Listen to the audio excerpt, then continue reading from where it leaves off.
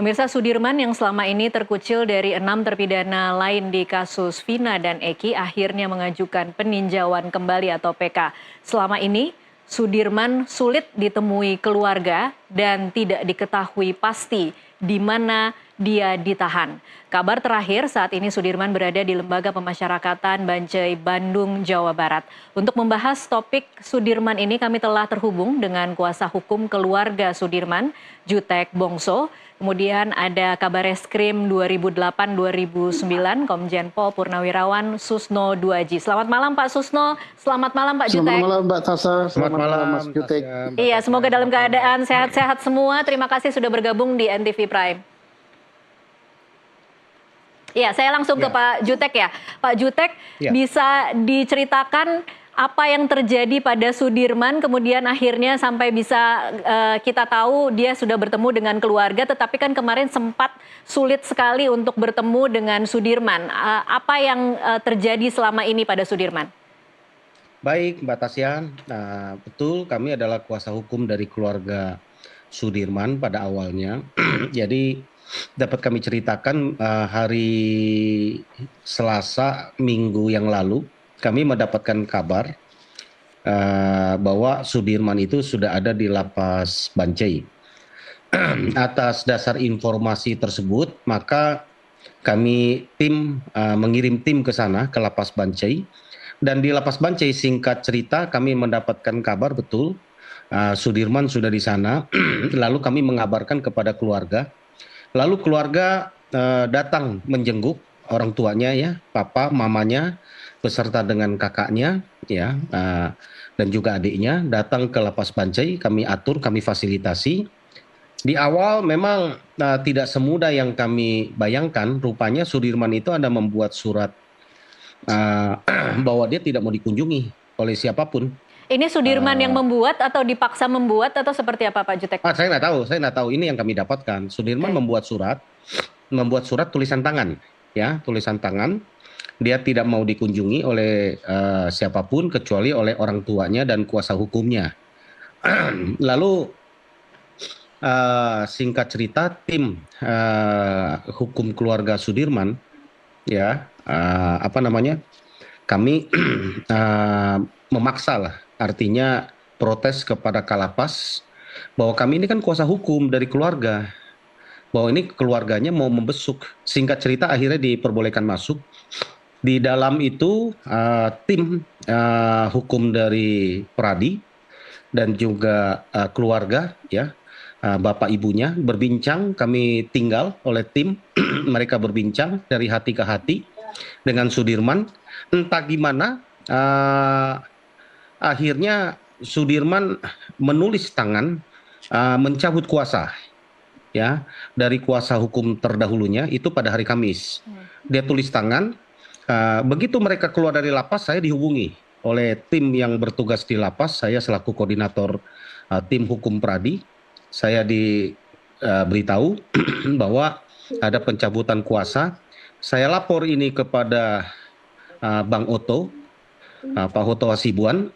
Saya lapor kepada beliau karena beliaulah yang ketua tim dari tim hukum ini. Singkat cerita, akhirnya kami diterima oleh Bang Oto di Jakarta beserta dengan keluarganya, dengan beberapa orang tim hukum. Kami berbincang di Jakarta dengan Bang Oto, kami berbincang dengan tim yang lain. Kami pastikan apakah betul Sudirman ini sudah mencabut kuasanya ke pihak yang lama. Untuk memastikan, Bang Oto mengarahkan kepada kami untuk kembali mengunjungi Sudirman.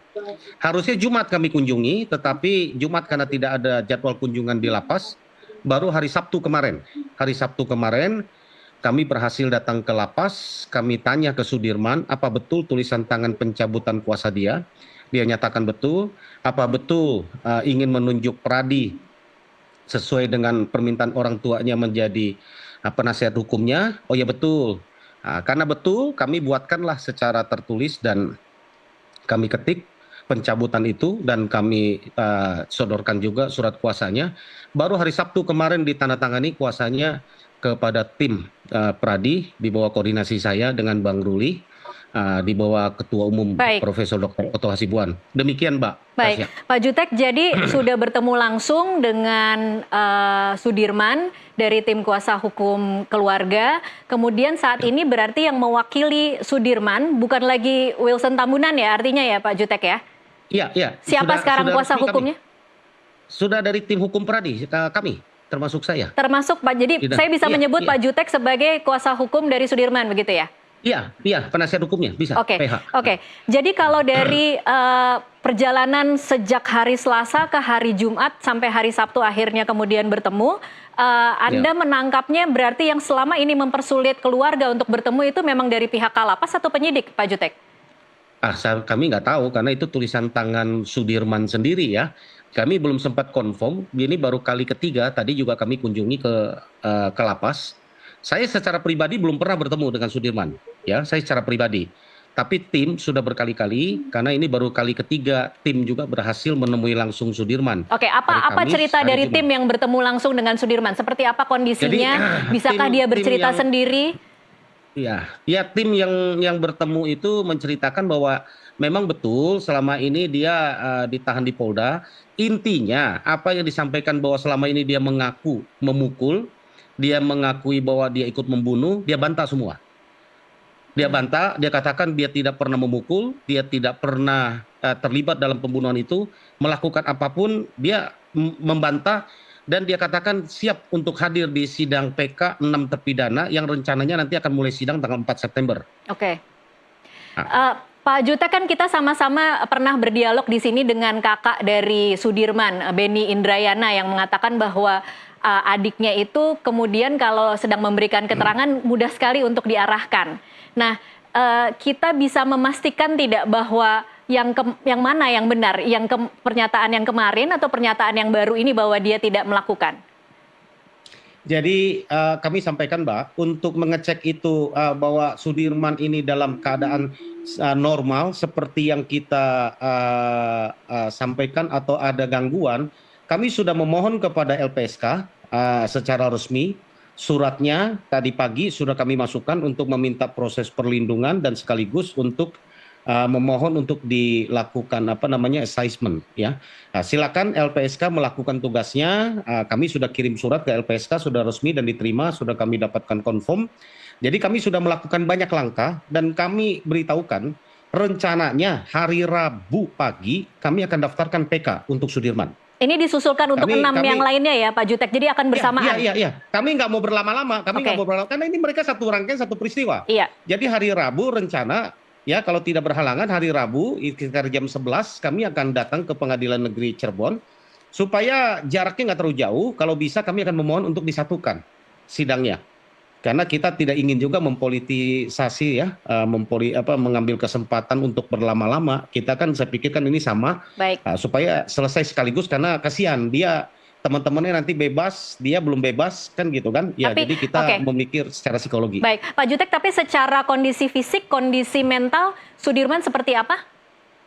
Ya seperti yang kami duga, memang dia bicara seperti kelihatan normal. Tetapi kelihatannya memang daya pikirnya menurut kami ya, menurut tim yang sudah bertemu, kelihatannya daya pikirnya yang agak lambat ya, yang kami lihat ya, yang disebut tidak normal itu mungkin daya pikirnya contoh.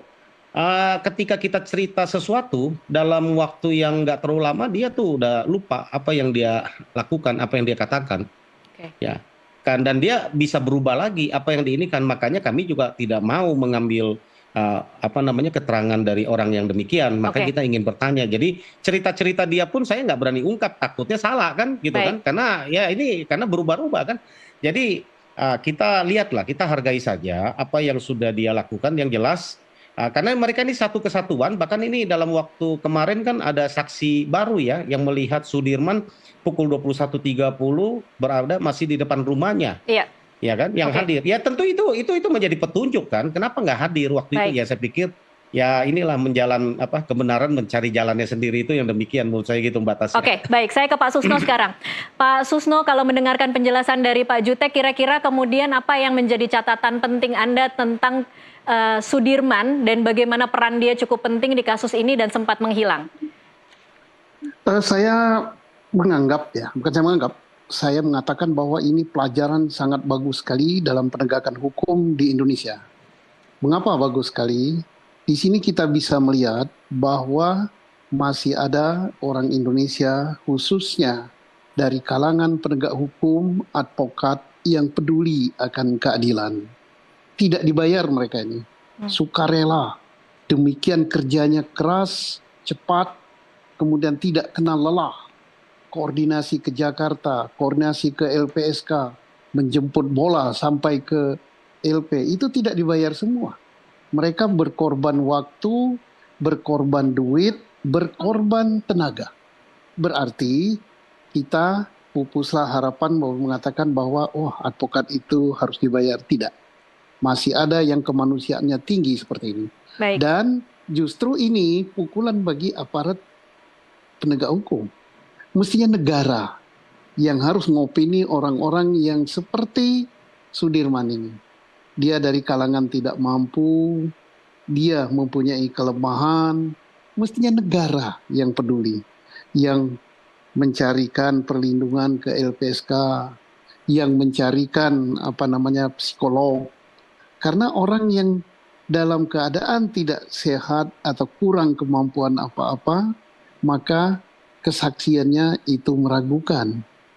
Nah, ternyata dia diperiksa dulu tidak mempertimbangkan kondisi kejiwaan dan sebagainya.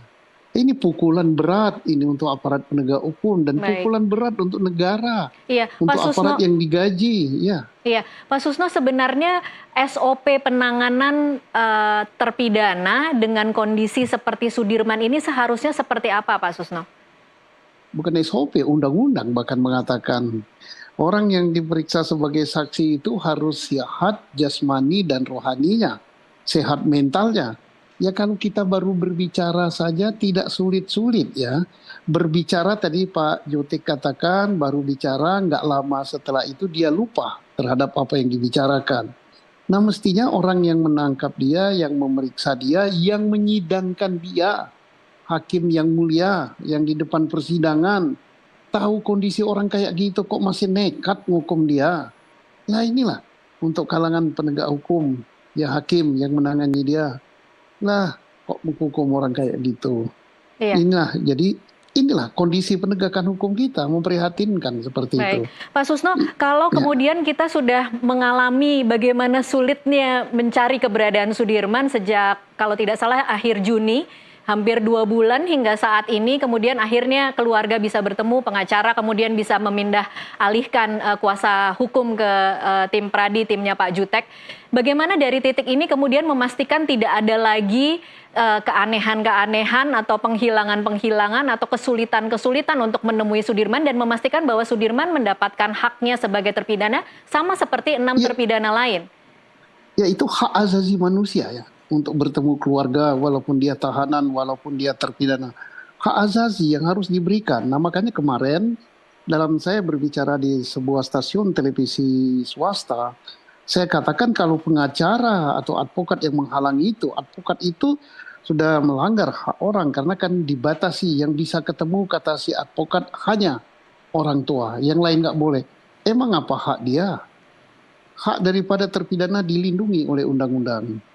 Kemudian ini pelajaran ya, kita petik pelajaran yang baik, mudah-mudahan dengan ditemukannya si Sudirman, diketahui kondisi kejiwaannya, kemudian diketahui bahwa dia tidak melakukan sesuatu perbuatan yang dituduhkan, yang mengakibatkan dia dihukum, sehingga semua kejahatan atau semua perkara yang dituduhkan kepada terpidana yang sekarang berada di dalam penjara, akan terbongkar. Apakah mereka pelaku, apakah perkara itu ada benaran atau tidak.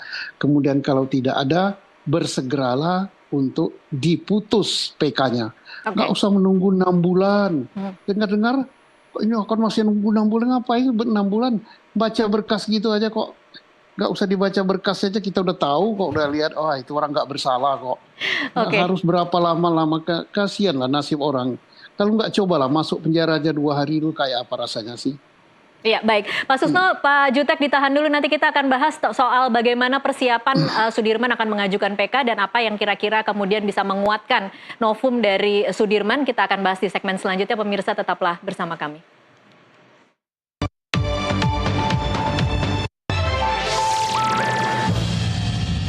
Pemirsa, terima kasih Anda masih menyaksikan NTV Prime. Kita lanjutkan perbincangan. Saya kembali lagi ke kuasa hukum Sudirman dan kuasa hukum keluarganya, Pak Jutek. Pak Jutek, ada pengakuan Sudirman yang mengatakan pernah memukul 6 kali. Kira-kira ini akan berimplikasi tidak dengan upaya PK yang akan diajukan oleh Sudirman?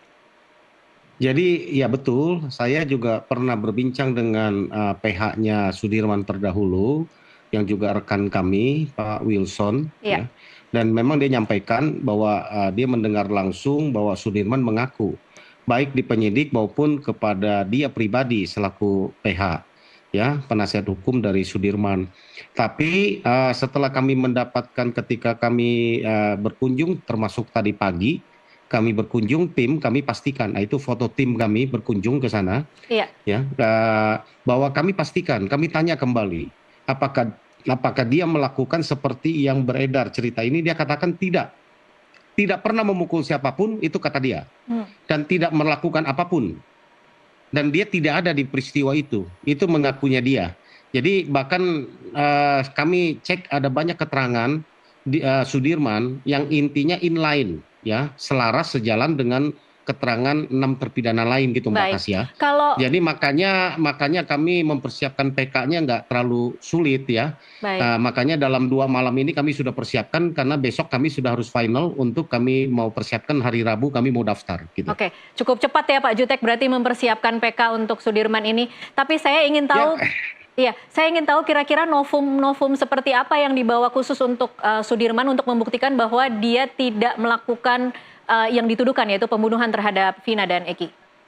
Ya, mereka ini kan sama dengan 5 terpidana lain, ya, yang berkumpul malam itu di Bu Nining, dan juga mereka itu yang bukan berkumpul di Bu Nining, ya, maksudnya yang ditangkap barengan itu, dan Sudirman itu malam itu tidak ada di Bu Nining, tapi dilihat oleh saksi yang lain berada di tempat lain, kan gitu.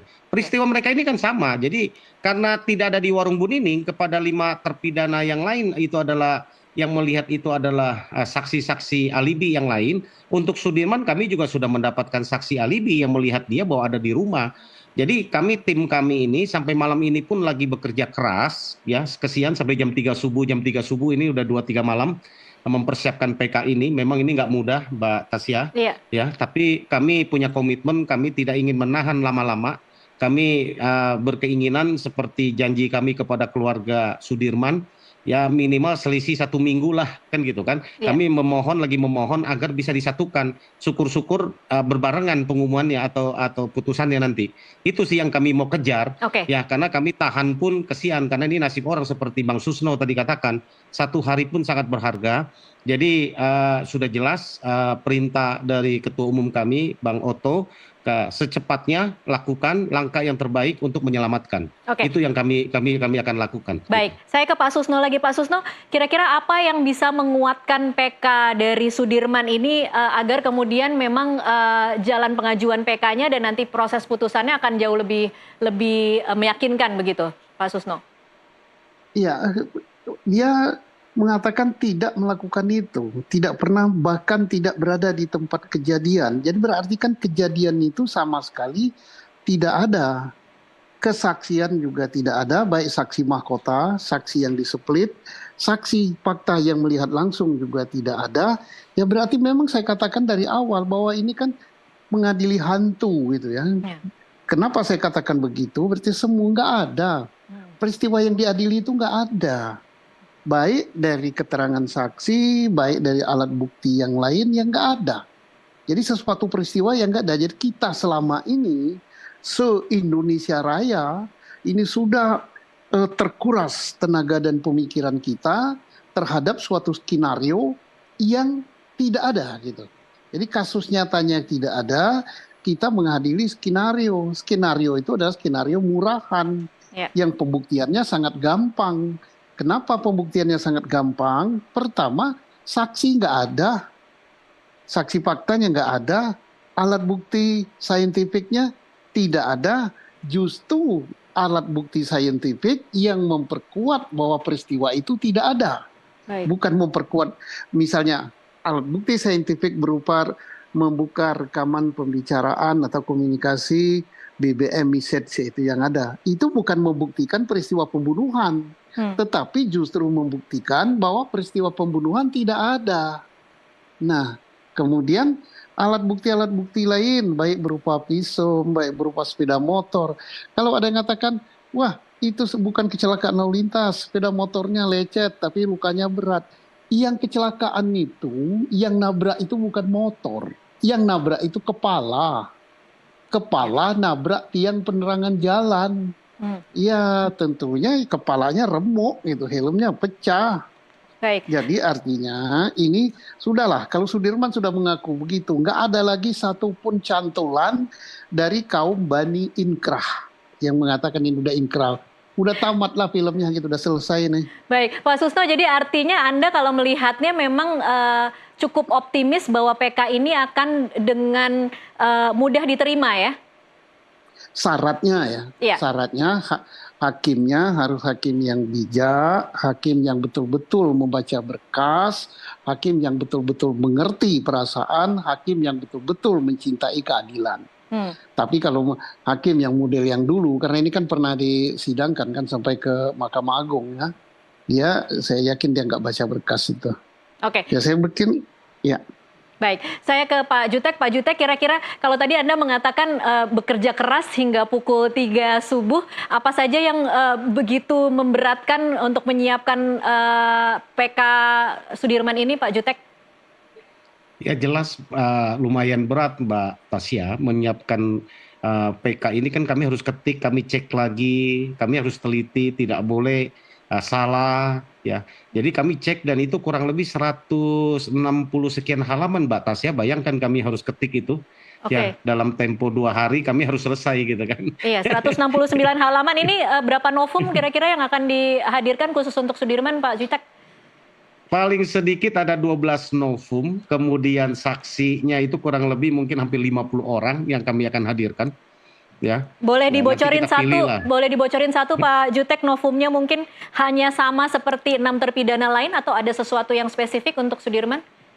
Oh sama lah, karena peristiwanya sama kan, peristiwanya sama, tentu kami ingin membuktikan apa yang kami berikan kepada 6 terpidana, beberapa ada hal tambahan seperti yang Sudirman tadi saya katakan, yang saksi alibi yang mengatakan Sudirman itu tidak ada di lokasi, dia ada di mana, yang melihatnya siapa, apa yang dilakukan, kan itu yang harus kita hadirkan, karena waktu itu belum pernah dihadirkan. Yang paling penting nanti kami akan hadirkan Sudirman. Kenapa dulu dia mengaku?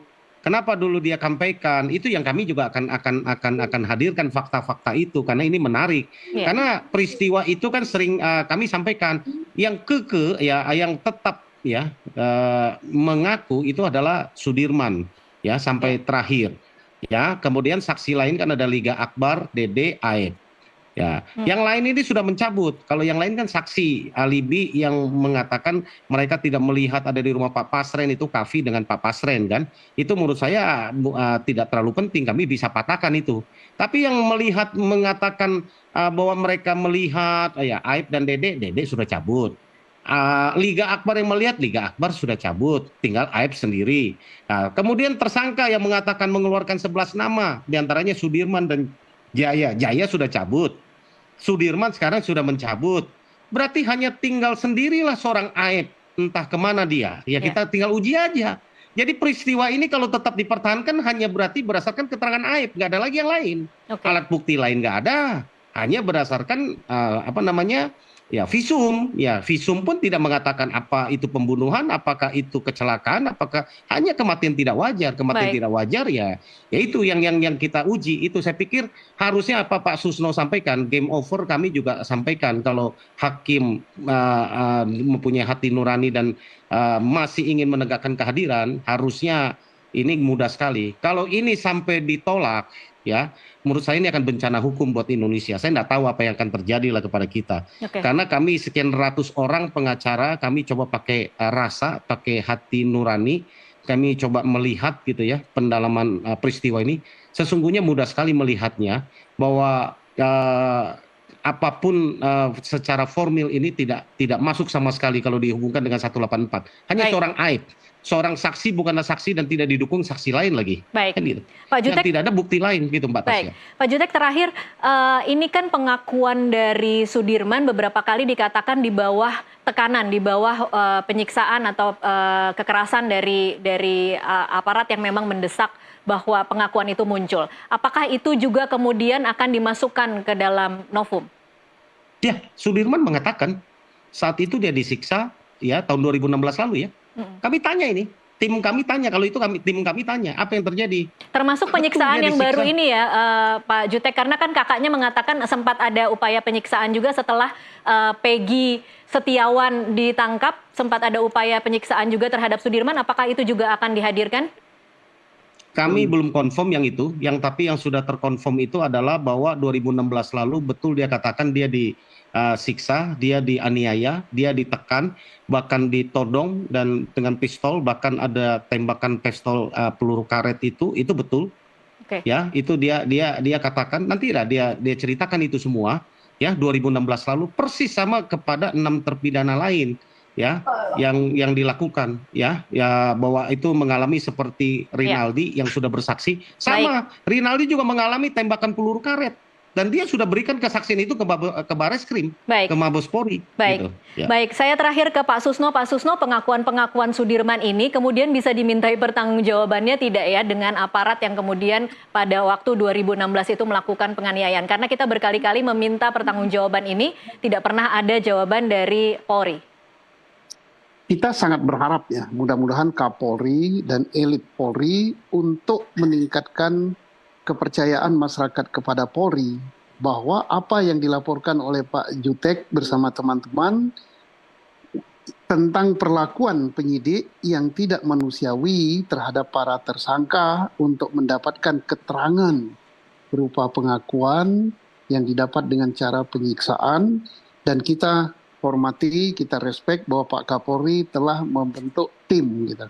Dan mudah-mudahan timnya bekerja profesional, hasilnya baik, walaupun belum diumumkan, tapi kita yakin kelak kemudian hari kalau kasus ini sudah tuntas, Kapolri akan memberitahu kepada publik sebagai pertanggungjawaban pada masyarakat, pada rakyat Indonesia selaku pemilik Polri, bahwa akan diumumkan tindakan apa yang akan dilakukan kepada penyidik yang telah menyimpang, yang telah melanggar undang-undang, dan itu bukan hanya pelanggaran kode etik, itu juga pelanggaran pidana berat.